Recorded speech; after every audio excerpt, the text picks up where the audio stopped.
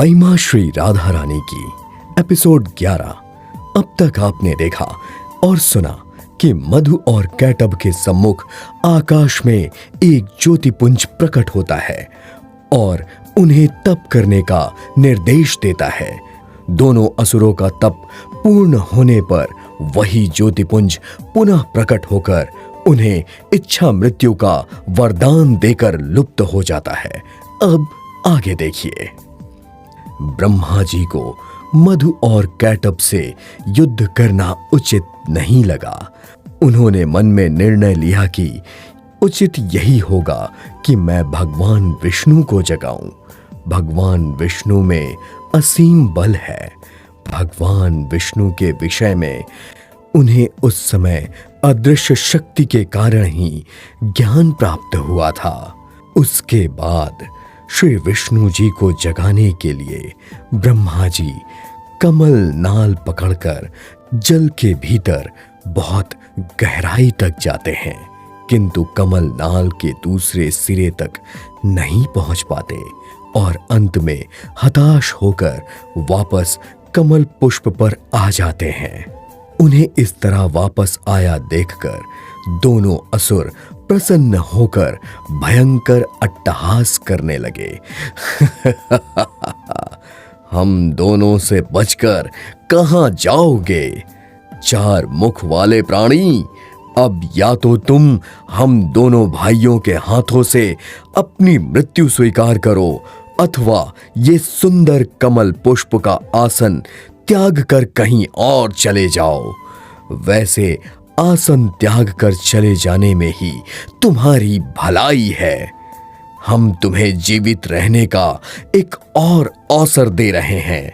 ब्रह्मा जी के सामने असमंजस की स्थिति बन गई।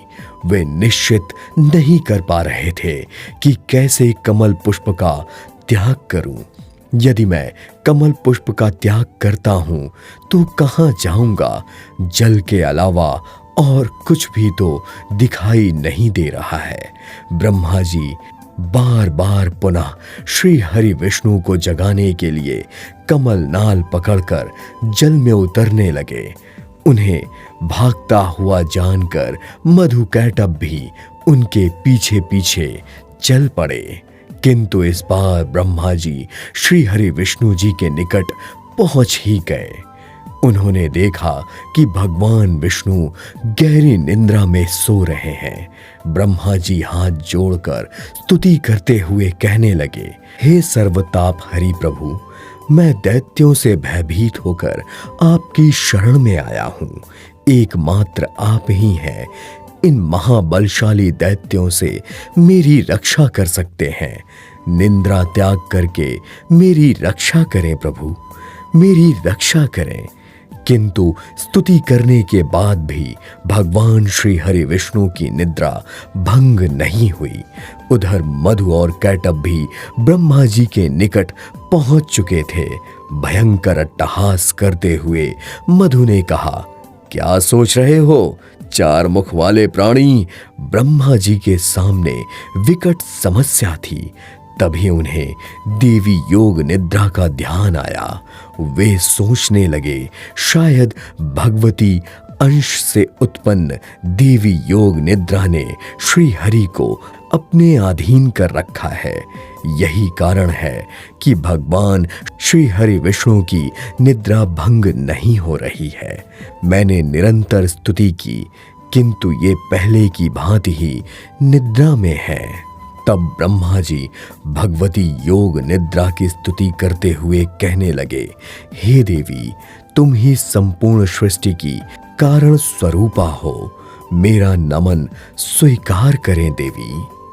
ब्रह्मा जी को नमन करता देख भगवान श्री कृष्ण के साथ गोलोक धाम में विराजमान श्री राधा जी ने हाथ जोड़कर अभिवादन किया।